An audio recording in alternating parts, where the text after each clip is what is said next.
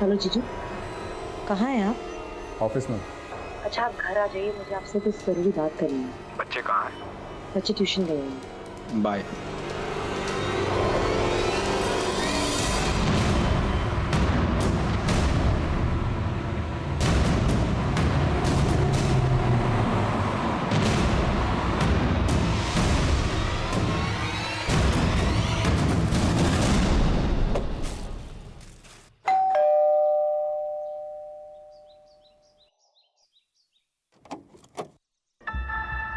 Pretty pretty flowers मेरी pretty pretty साली के लिए।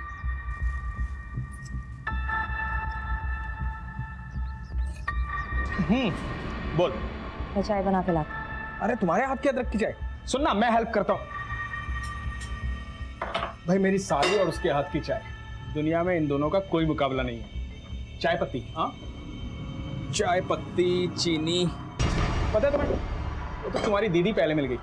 तुम्हारी दीदी पहले नहीं मिलती ना, तो शादी तो मैं तुमसे करता। हाँ मिल्क, हाँ ये रहा मिल्क, ये लो। तो ठीक तो है ना?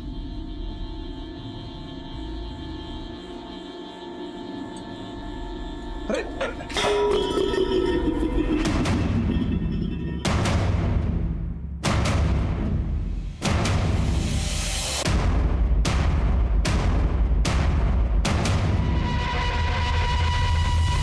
आई एम सॉरी,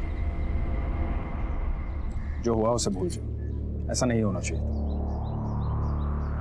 किसी को बताना मत, बहुत बदनामी हो गई।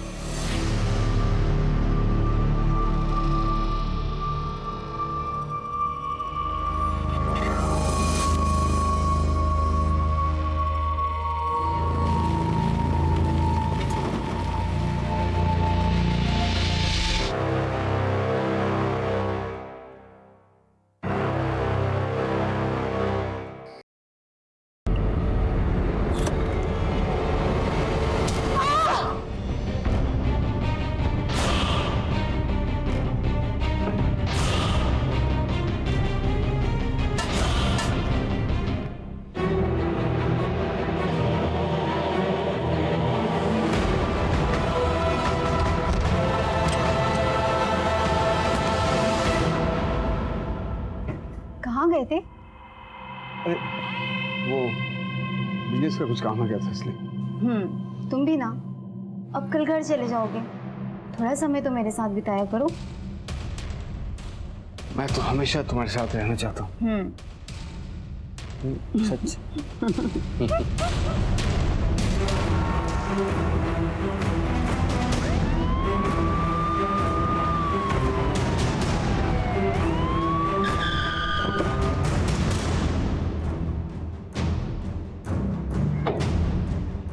सर, एक औरत और 2 बच्चों की हत्या हुई। हस्बैंड घर पे ही है।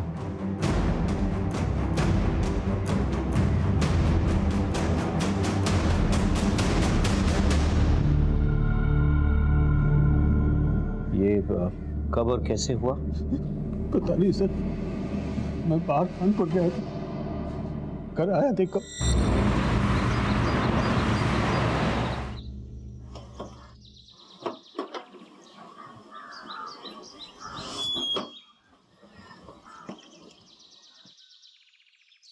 सुबह सुबह ही कहाँ चलेगी? कंचन कहाँ हो?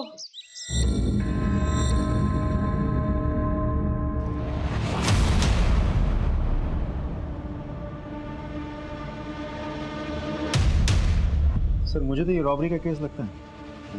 अलमारी का लॉक तोड़ा गया है, तिजोरी बिल्कुल खाली है। और ये देखिए सर, ब्लड के ट्रेसेस भी तो हैं। तुम्हें तो कह रहे थे कि कोई फोर्स एंट्री नहीं हुई है। जी सर, मैंने चेक किया था, कोई फोर्स एंट्री तो नहीं हुई थी। लेकिन सर ऐसा भी तो हो सकता है कि कंचन ने बिना देखे दरवाज़ा खोला हो और किलर ने अंदर आते ही तुरंत उस पर अटैक किया हो। क्योंकि जिस तरीके से कंचन की बॉडी नीचे दरवाजे के बिल्कुल पास पड़ी है और ब्लड के ट्रेसेस भी दिख रहे हो, इससे ये बात तो साफ हो जाती है कि किलर ने उसे दरवाजे के आसपास ही कहीं मारा। काम करो, फॉरेंसिक से कहो कि अलमारी से ब्लड सैंपल्स और फिंगरप्रिंट्स कलेक्ट करें। सर, अच्छा, ऊपर वाले अलमारी में कोई कैश ज्वेलरी वगैरह कुछ था क्या? तो 3 लाख रुपए कैश और 3 लाख के गहने भी थे। कुछ भी नहीं। ज्वेलरीज की फोटोग्राफ्स हैं आपके पास? इनसे ज्वेलरीज की फोटोग्राफ्स कलेक्ट कर लेना। हाँ, टाइम से। विनीत, फॉरेंसिक के बाद तुरंत बॉडी पोस्टमार्टम के लिए भेजो। हाँ सर। मैं ये कह रहा था कि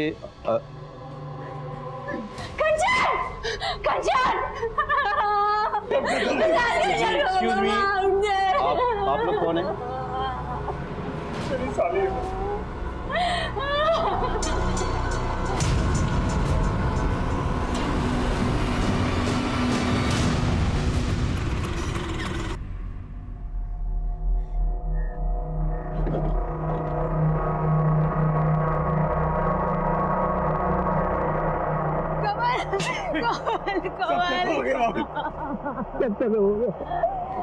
कंचन बच्चे सब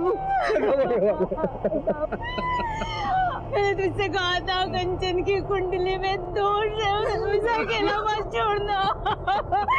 फिर तुझे एक बात नहीं मानी। कामिनी, भाभी संभालिए अपने आप को।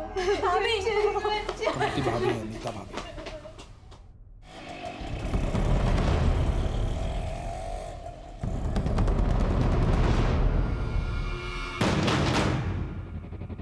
फुटेज निकालो सर।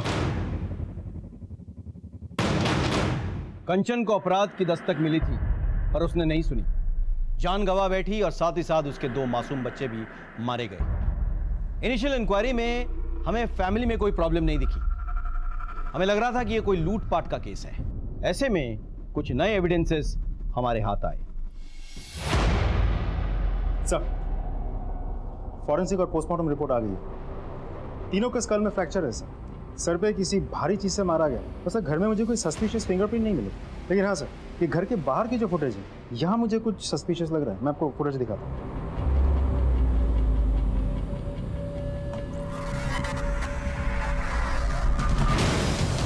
दिल्ली की इतनी गर्मी में ये उड़ उड़ के कहाँ जा रहा है? हाथ में ग्लव्स है, चेहरे पे दुपट्टा है।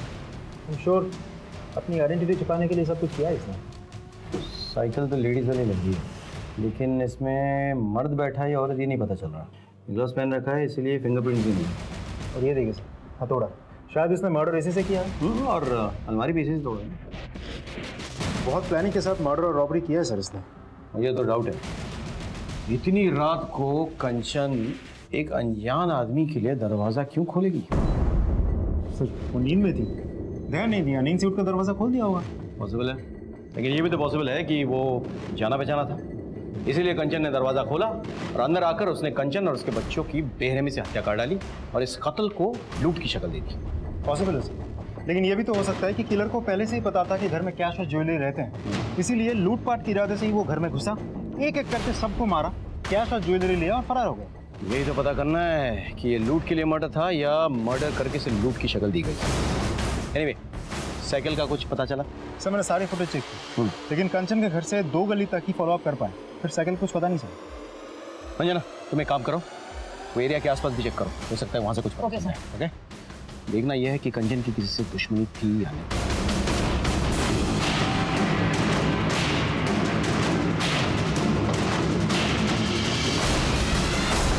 नहीं सर, कंचन की किसी से कोई दुश्मनी नहीं थी सर। उसकी तो कभी किसी से छोटी मोटी लड़ाई भी नहीं हुई सर। सर, कुछ कहना है? सर कुछ दिन पहले की बात है, मैं और कंचन मार्केट में थे और जब हम मार्केट से घर लौट रहे थे तो तभी एक कार बहुत तेजी से कंचन की तरफ आई।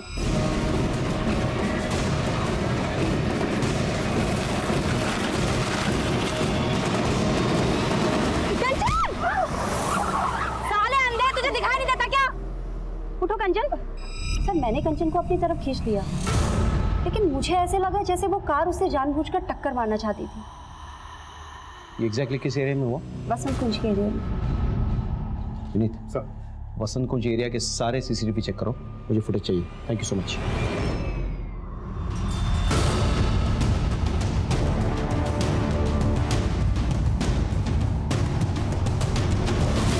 फुटेज में ड्राइवर का चेहरा कुछ क्लियर नहीं है।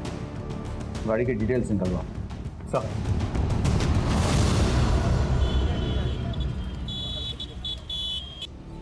सर हाँ हमारी टीम को ग्रेटर कैलाश में एक लवारिस लेडी साइकिल मिली है जो सीसीटीवी फुटेज से बिल्कुल मैच करती है। पता चला किसकी? नहीं सर, बहुत कोशिश की पर कुछ पता नहीं चला। सर सीसीटीवी में जो गाड़ी है उसके ओनर का पता चल गया। गाड़ी किसी गौतम के नाम पर रजिस्टर्ड है। बुलाओ। गौतम जी, DLY XYZ 1234 आपकी गाड़ी का नंबर है? जी सर। 14 तारीख को आप अपनी गाड़ी में कहाँ जा रहे थे? मैं कहाँ जाऊँगा सर, मेरी तो कार ही चोरी हो गई है। चोरी हो गई मतलब? हाँ साहब, मुझे ये लगा कि आप मेरे कार के बारे में बताने के लिए यहाँ बुलाए। मैंने FIR दर्ज करवाई थी करोलबाग थाने में। ये देखिए उसकी रिपोर्ट।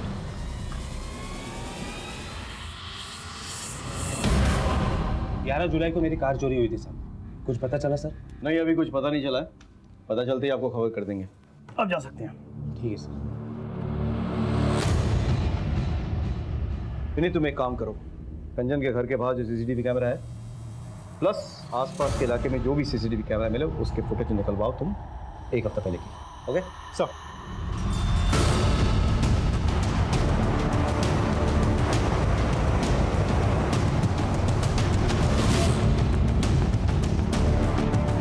सर, मैंने कंचन के घर के बाहर की 1 हफ्ते की फुटेज निकलवाई है, कुछ दिखाना चाहता हूँ।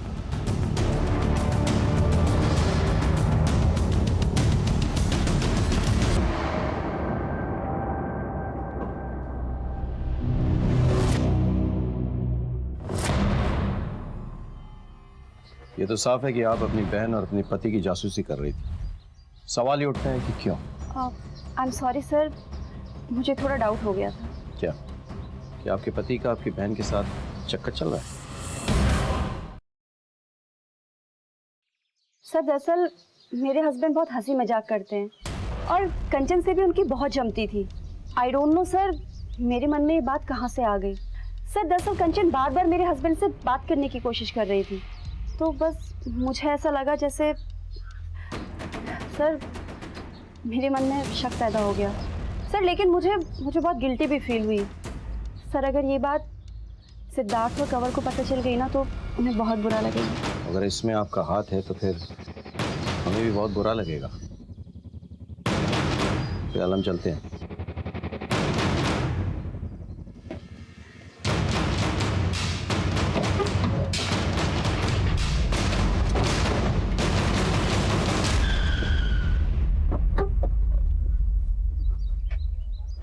हमने कामिनी पर नजर रखी, उसके कॉल रिकॉर्ड्स निकलवाए, लेकिन वो क्लीन लग रही थी। और भी कई सारे लीड्स हमारे हाथ आए, लेकिन उससे कोई फायदा नहीं हुआ। सारे रास्ते कहीं ना कहीं जाकर बंद हो रहे थे।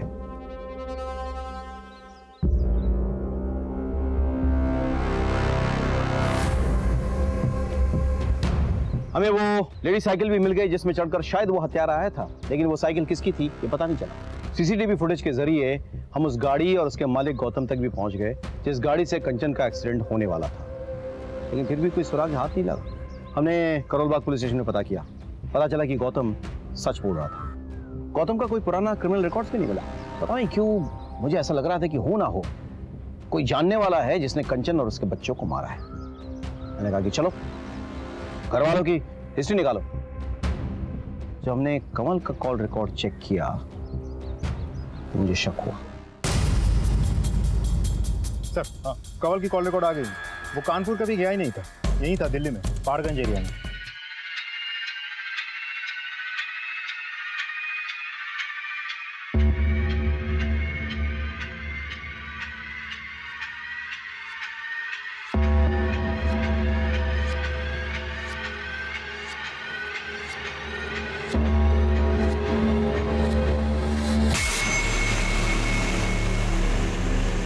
पहाड़गंज वहाँ तो बहुत सारे होटल्स हैं।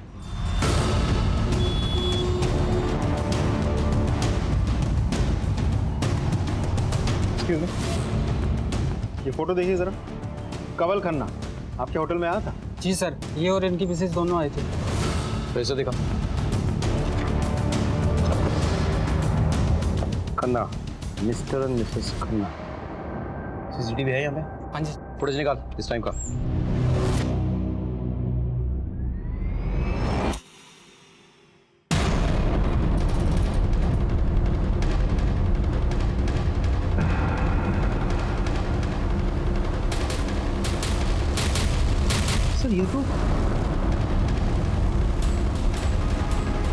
आप कानपुर में नहीं, दिल्ली में थे, वो भी पहाड़गंज में एक होटल में। पहाड़गंज के होटल में आप क्या कर रहे थे?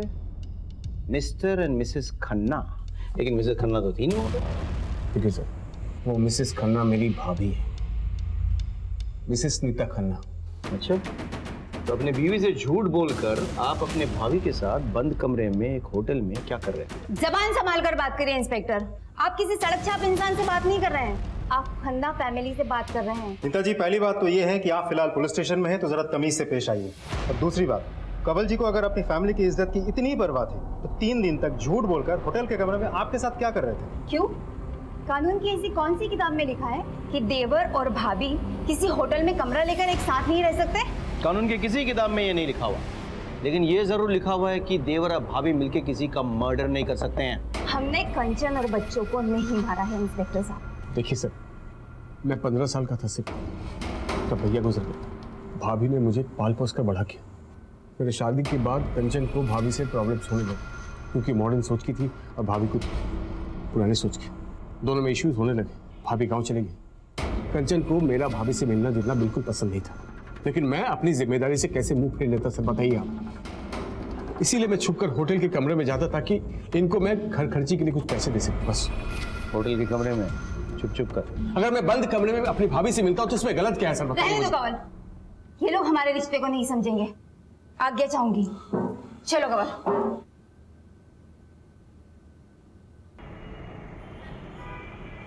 सोने की जरूरी मीटिंग है, आने में देर हो जाएगी, खाना खा लेना। आज जाना जरूरी है क्या? मुझे कुछ अच्छा नहीं लग रहा, प्लीज रुक जाओ। जाना जरूरी नहीं होता तो जाता नहीं। तो एक काम कर, कंवल और नीता भाभी के पास चली जा, उन्हें भी अच्छा लगेगा। कंवल भाई साहब भी बहुत परेशान है। एक ही रात में सब कुछ खत्म हो गया। पता नहीं कैसे मैनेज कर रहे होंगे वो। आप एक काम कीजिए, मुझे वहाँ छोड़ दीजिए और रात को मुझे वहाँ से पिकअप कर लेना। गाड़ी निकालता हूँ, तो तैयार हो जाओ। ठीक।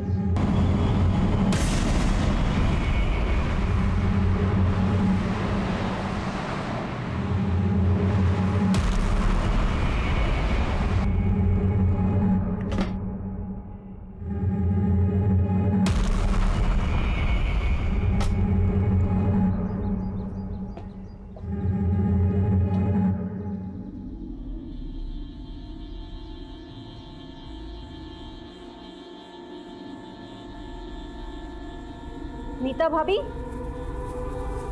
कंवल भाई साहब, भाभी। तू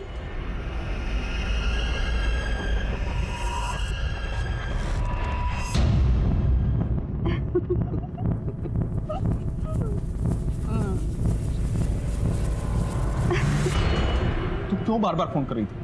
कितनी बार कहा था फोन मत कर? घर में इतना बड़ा कांड हुआ है, थोड़े दिन के लिए भूल जा मुझे। फोन मत करना प्लीज। कामनी को इस समय में नहीं छोड़ सकता मैं। ठीक है।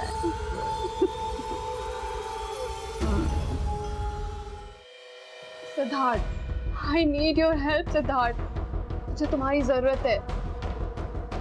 बेबी प्लीज समझने की कोशिश करो प्लीज। तुम समझने की कोशिश करो सिद्धार्थ, आई एम प्रेग्नेंट।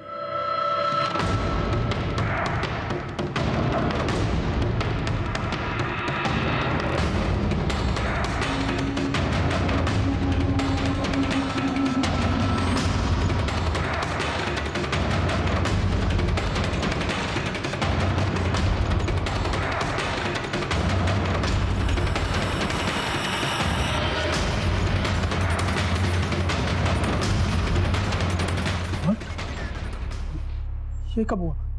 अरे हमने प्रोटेक्शन यूज की थी। कभी कभी प्रोटेक्शन फेल हो जाती है। बेबी मैंने तुम्हें बताया था हमारा कोई फ्यूचर नहीं है। देखो मैंने बताया था मैं शादीशुदा हूँ। ये सब बताने की जरूरत नहीं है। अरे मैं नहीं बोल रही हूँ कि तुम मुझसे शादी करो या मेरे बच्चे को अडॉप्ट करो। मैं खुद इस बच्चे को नहीं अपनाना चाहती हूँ। मैं अपना करियर स्पॉइल नहीं करना चाहती इस बच्चे के लिए। मैं सिर्फ इतना चाहती हूँ कि तुम मेरे साथ हॉस्पिटल चलो। अगर मैं अकेले जाऊंगी ना सिद्धार्थ, तो ये मेरे लिए बहुत बड़ी एम्बैरेसमेंट होगी। मैं बस तुमसे रिक्वेस्ट कर रही हूँ, बस एक बार ये अबॉर्शन हो जाए ना, उसके बाद देखते हैं हमारे रिलेशनशिप का क्या करना है।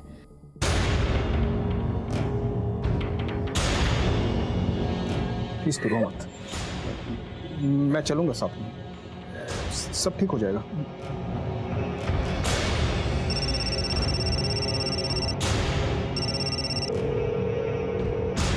ये सिद्धार्थ फोन क्यों नहीं उठा रहे? सिद्धार्थ, मेरी इस हालत में भी तुम्हें तुम्हारी वाइफ की पड़ी हुई है ना? सिद्धार्थ, तुम्हें मेरी कोई फिक्र नहीं है? ऐसा नहीं है बेबी, प्लीज ऐसा नहीं है। फोन उठाओ प्लीज।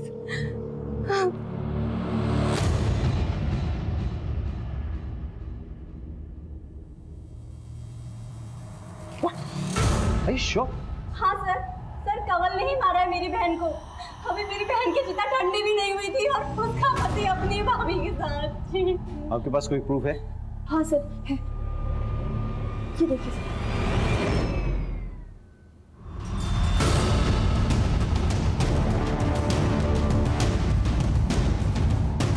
सर मैंने कुछ नहीं किया सर। तेरे पवित्र रिश्ते की तो पोल खुल गई है। अपने बीवी बच्चों को क्यों मारा ये तू बताएगा या तेरी पूजनीय भाभी? मेरा यकीन कीजिए सर, हमने कुछ नहीं किया। कमीना है तो कमीना, कहना दिया मुझे तुझ पर। ऐसी घटिया हरकत करने के लिए तूने मेरी बहन और उसके बच्चों को मार दिया। छी! सर लेके जाइए इसे, लेके जाइए इसे। बच्चे को नहीं मारा, लगता है मैं अपने खुद के बच्चे को मारूंगा। छोड़ो मुझे, तो गलत फहमी हुई है। मेरी साली को मारा तूने? हाँ? मेरी साली को मारा तूने? अपने बच्चों को मारते हो, शर्म नहीं आई तुझे? यार साले छोड़ूंगा नहीं, छोड़ूंगा नहीं तुम।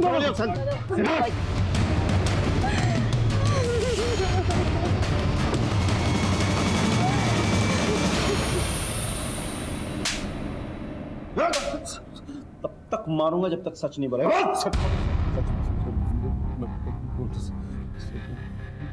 मैं सच कह रहा हूँ कि मैंने कुछ नहीं किया सर। अच्छा, मेरी भाभी के साथ मेरा गलत रिश्ता था, लेकिन वो भैया के गुजरने के बाद हमारी नजदीकियां बढ़ गई। तुम भी अब कल घर चले जाओगे, थोड़ा टाइम तो मेरे साथ बिताया करो। मैं तो हमेशा तुम्हारे साथ रहना चाहता हूँ। सच? भरोसा रखो। कमल की शादी हो गई पर हमें तो एक दूसरे की आदत सी पड़ गई थी। बस हमने तय किया जैसे चल रहा है वैसे चलने देंगे और हम छुप छुप कर मिलने लगे थे। और तेरी बीवी को पता चल गया और तूने अपने बीवी और बच्चों को सच बोल। मेरी बीवी कंचन को कुछ नहीं मालूम था। कंचन को पता भी चलता तो भी मैं इसको नहीं मारता। I loved her sir. ये छुप छुप कर मिलने से तंग आ गई होगी ना? और वैसे भी अभी तो तू सिर्फ 40 साल की है ना, अपने देवर के साथ तो लाइफ आराम से सेट कर सकती थी, लेकिन कंचन और उसके बच्चों के रहते तो ये सब कुछ पॉसिबल नहीं था और इसीलिए तुम दोनों ने मिलकर के कंचन और उसके बच्चों को मार डाला। नहीं, ये गलत है। कमल अपनी पत्नी से बहुत प्यार करता था, दुनिया थी वो उसकी। कंचन एक बहुत अच्छी लड़की थी, मैं उसका घर नहीं तोड़ना चाहती थी। मुझे जो चाहिए था वो मुझे मिल रहा था, फिर मैं उसे क्यों मारूंगी? मर सब, मर! तब तक मर जब तक सच नहीं बोलता और उसके बाद मरता रहा।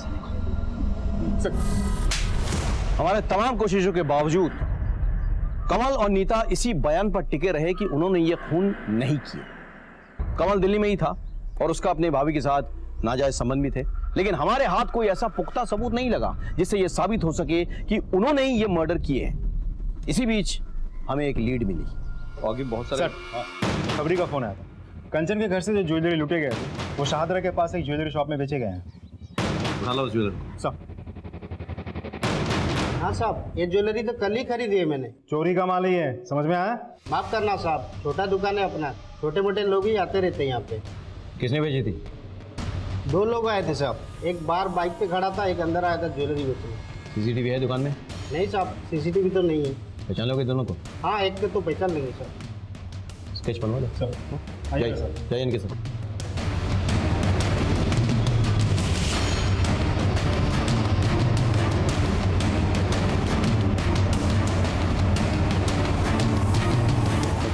सर स्केच बन गया। तो हमारे सस्पेक्ट में से कोई भी नहीं? सर हो सकता है मामला सच में रॉबरी का हो और याद में उसी गैंग का कोई हो। पर ये भी तो हो सकता है ना कि कमल ने इस आदमी को भेजा और ज्वेलरी बेचने के लिए। तुम एक काम करो, इस स्केच को तुम हर एक पुलिस स्टेशन में सर्कुलेट कराओ, पता करो ये कोई हिस्ट्री शीटर है या नहीं, और अपने खबरियों को भी भेज दो। मुझे ये आदमी किसी भी हालत में चाहिए। सेकेंडली, कमल और नीता तो अपने साथी को जानते होंगे, तो उनको बुला। It's fine sir. Thank you.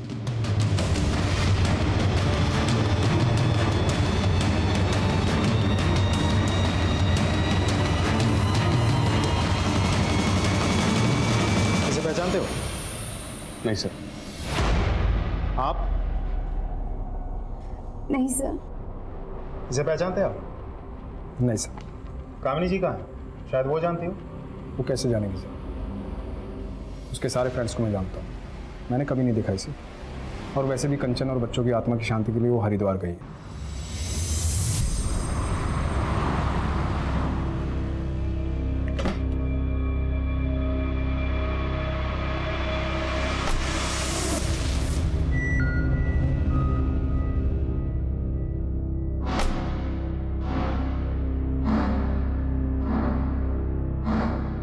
Doctor, मुझे इसका ऑपरेशन करवाना है।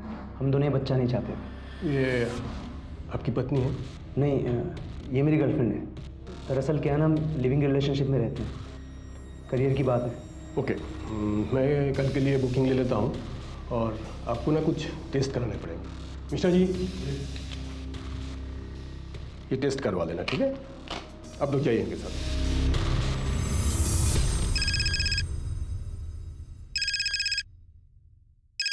हेलो। हाँ सर, आपने जो स्केच दिया था। वो लड़का आया है क्लिनिक में एक लौंडिया लेकर, बच्चा गिराने की बात कर रहे हैं। हाँ सर, कल सुबह आएगा फिर। गुड, ठीक है। Thank you so much.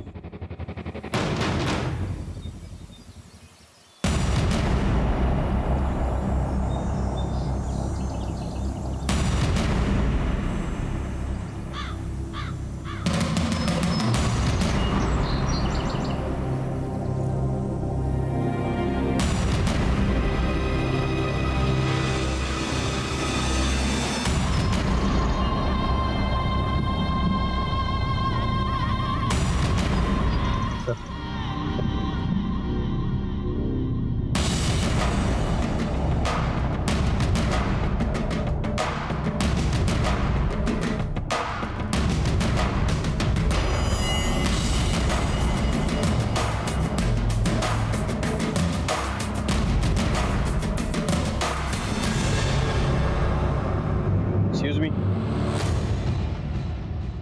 आप दोनों उस गाड़ी में बैठिए। चलिए। सर बात क्या है? चलिए। बाद में बताया जाएगा आपको। चलिए। कामिनी जी, बताइए, आपने ये क्यों किया, कैसे किया और किसके साथ मिलकर किया? सर आप ये क्या कह रहे हैं? मुझे कुछ समझ में नहीं आ रहा है। और आप हमें यहाँ लेके क्यों आए हैं? सर ये सिद्धार्थ के दोस्त की गर्लफ्रेंड है और इसे अबॉर्शन कराना था। दरअसल सिद्धार्थ का दोस्त अपने गांव गया हुआ है, तो सिद्धार्थ ने मुझे बोला इसकी हेल्प करने के लिए। सर मेरा कोई अपना बच्चा नहीं है, तो बस मेरे मन में थोड़ा सा लालच आ गया था और मैंने रति को बोला कि वो इस बच्चे को रहने दे, और सर वो इस बात के लिए राजी हो गई। नहीं डॉक्टर, हम ये बच्चा चाहते हैं। ये तो अच्छी बात है, गुड डिसीजन। तो आप इनके बॉयफ्रेंड को जानती हैं? क्यों? अभी भी तो आपने कहा कि वो आपके पति का बहुत अच्छा दोस्त है। हाँ सर, वैसे तो नहीं जानती हूँ, बस उसका नाम जानती हूँ, रवि। इसे पहचानती है? हाँ सर, यही है रवि। सर रवि गौतम और मेरे पति बहुत अच्छे दोस्त हैं।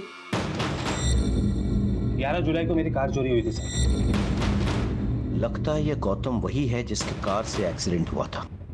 गौतम तो कामिनी जी, क्या आप जानती हैं जिस शख्स के गर्लफ्रेंड को आप हेल्प करने की कोशिश कर रही हैं उसका शायद डायरेक्ट ताल्लुक आपकी बहन के मर्डर से है। क्या? या जो गहने आपके बहन के घर से गायब हुए थे ना, उनको रवि नहीं बेचा है। तो कहाँ है तुम्हारा बॉयफ्रेंड?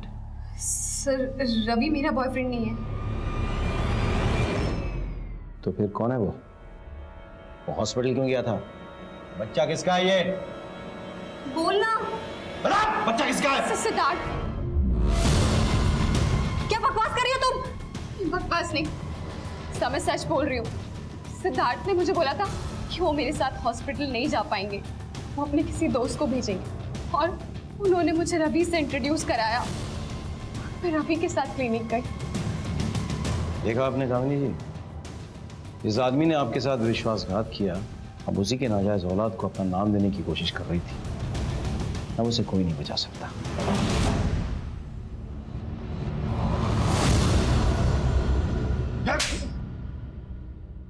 चल।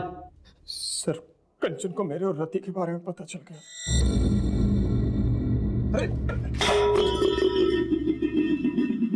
हाथ मत लगाइए मुझे। मैं आपको क्या समझती थी और आप क्या निकले? क्या हुआ?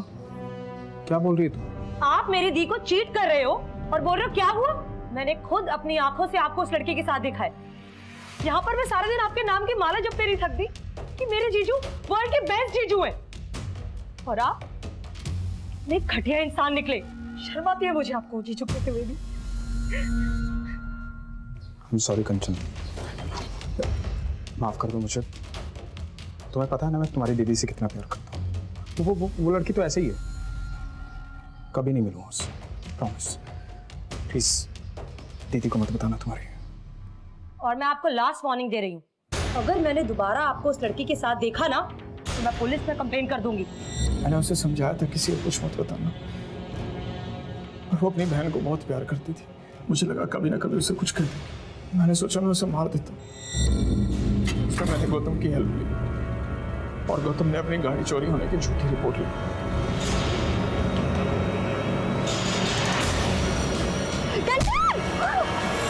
वो बच गई थी सर, मेरी टेंशन और बढ़ गई थी। मुझे लगा कि मुझे खुद उसे मारना। मैंने अपनी बीवी कामनी के कपड़े पहने और मैंने रास्ते से लेडीज साइकिल उठाई, और फिर मैं कंचन के घर गया।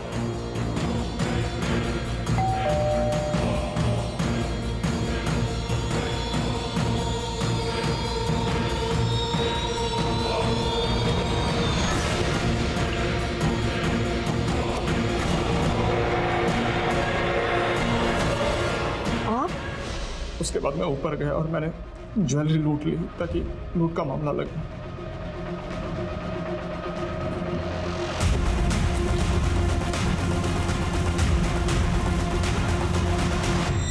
मैंने वो सारी ज्वेलरी गौतम और रवि को दे दी, और मैंने उन्हें कहा था कि इसे बेचना मत, पर वो साले कमीने। वो कमीना है?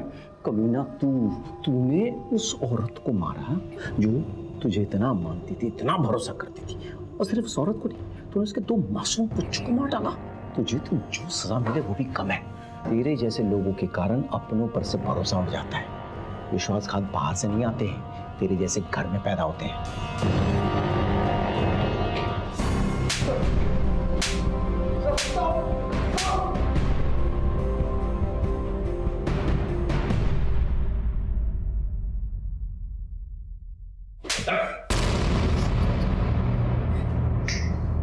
चलो।